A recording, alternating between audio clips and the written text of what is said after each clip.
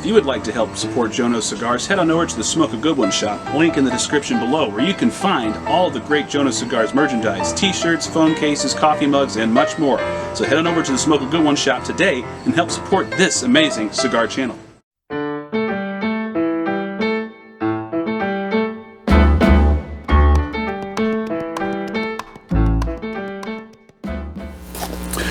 And good evening, ladies and gentlemen. Joe at Jonose Cigars. Privada box finally came in, albeit a little later than I was anticipating, but considering the mail service has just been absolutely awful, it's not really a surprise that it's coming late. Now, we did have a bit of a heads up as far as what we're going to be expecting for this box. A couple of updates when it comes to farm rolled. Farm rolled's supposed to be a little bit more easy to figure out what stick is what in these boxes. And it looks like there's something extra here as well. Yes, we have a little flyer here talking about how they are giving away a Dodge Charger. For those of you who have seen that video, know what that's all about. For those of you who don't, Brian is trying to give away a car. Man's crazy. Alright, let's get into farm rolled first, as I am usually wanted to do. Boveda pack as usual. And yeah, as you can see, all these cigars have little labels on them signifying which one is which. And then 4. There we go. So let's see which is which here. We have number 1, which they call the ultra premium, is the undisclosed Nicaraguan Habano, 5x60, kind of a fat Robusto. I guess a Robusto Extra would be the lingo that a lot of cigar manufacturers would use. Tasting notes are supposed to be leather, wood, pepper, and cocoa. Good for the evening or afternoon. Number 2, which one is number 2? Is the Boutique. It's an undisclosed Ecuadorian Maduro, 5.5x55, more of a standard Robusto there. Tasting notes of berry, hay, baker's spice, and licorice. Good for the afternoon. We have a Connecticut Big Churchill here, 7x50. Tabacalera Tropical. This is the Connecticut shade-grown wrapper over the top of this one. Supposed to have tasting notes of black pepper, powdery smoke, and well-done toast. It's good for the morning. I might just have that tomorrow.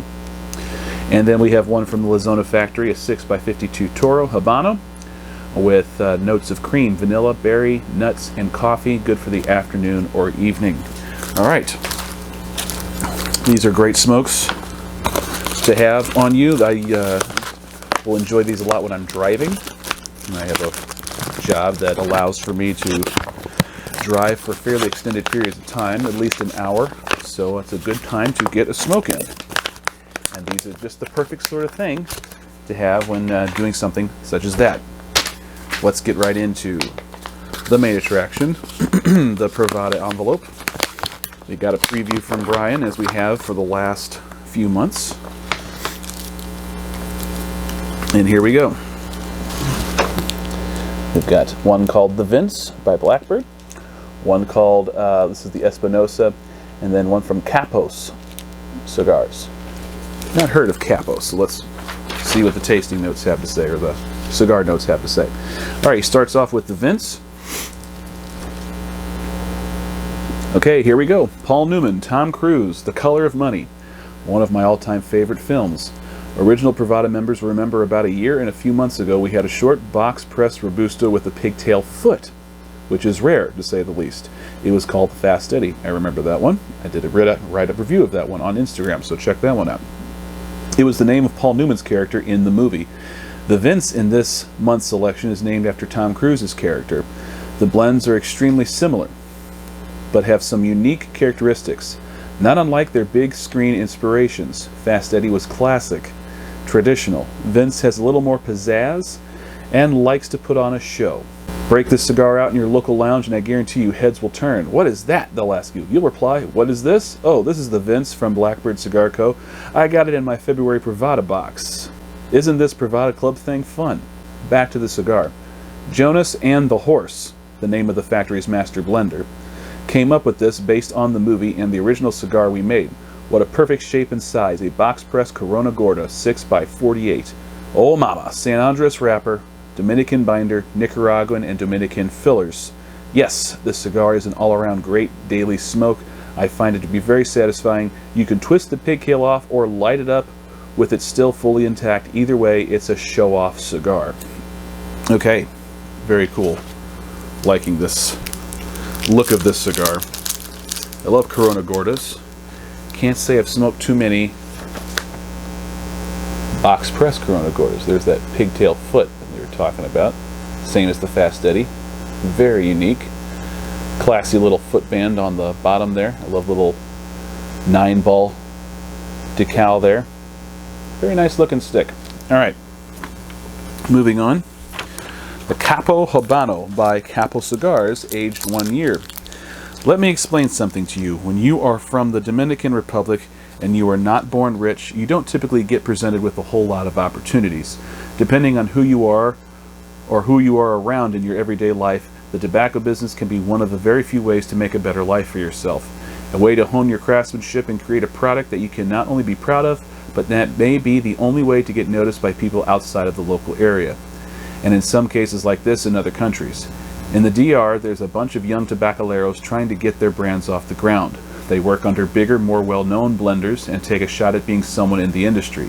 God bless each and every one of them. I've been through these struggles in previous careers myself, and trying to get noticed by the masses, especially when you are coming to the table without $1 million or Instagram fame, can be very hard. This year I vowed to dig deeper. I owe you the best. I wanted to find cigar makers that have something to prove, with so much to gain and an amazing amount of passion. Allow me to introduce a young Dominican cigar maker out of Santiago, DR, Marcos Rodriguez. Marcos studied under a wild blender named Chico Rivas. You will hear that name a lot more this year. When Marco is not making cigars, you might find him, or should I say hear him, blasting through the mountains of tobacco fields and the roads surrounding Santiago on his Harley Davidson. His blends are tough, yet nuanced and delicate. These are true blenders out of DR. In Nicaragua, dare I say it is much easier to create good blends. Clark and a few friends went to DR a few years ago. This is one of the cigars they brought back. I was fortunate enough to smoke it, and within a week, Marcos and I were on the phone together. I love my job. I love finding you the best cigars. Enough said. All right, so this is, I wonder if this is the Dominican Pearl. I can't remember what Brian said, but boy, it's a pretty handsome looking cigar. It's got a kind of a ruddy, somewhat mottled looking wrapper leaf here. I like that band though. Very classy. Good looking stick. One of those plump sort of Robustos. Nice pre-light aromas on that one too. Alright, last but not least we have something from Espinosa. Espinosa Cigars, Hialeah Gardens Limited Editions. I don't know if I'm saying that right or not, but this is an interesting looking stick. This looks like a very square box pressed Toro. That's quite a square box pressed. Very nice looking stick. Almost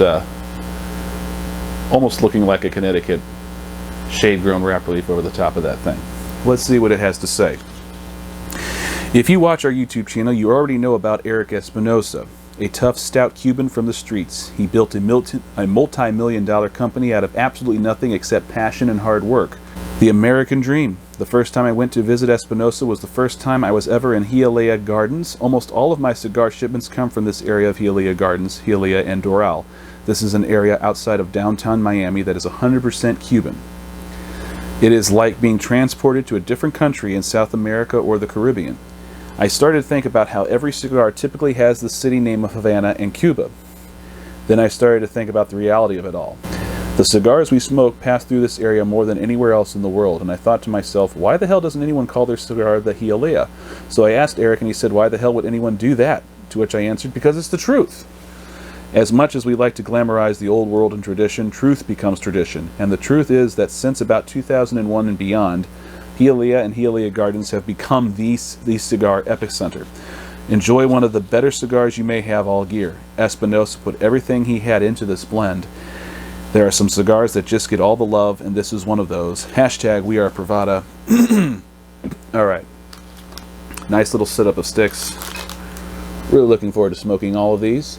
And I'm really looking forward to interviewing Brian tomorrow. Should be a great time. And maybe we'll talk about some of these in the course of our conversation. Well, I hope things are starting to get warmer wherever you are. They're definitely starting to get warmer where I am, and so I am able to enjoy the outdoors a little bit more with a good smoke. And until next time, everybody, I hope you are staying warm and smoke a good one.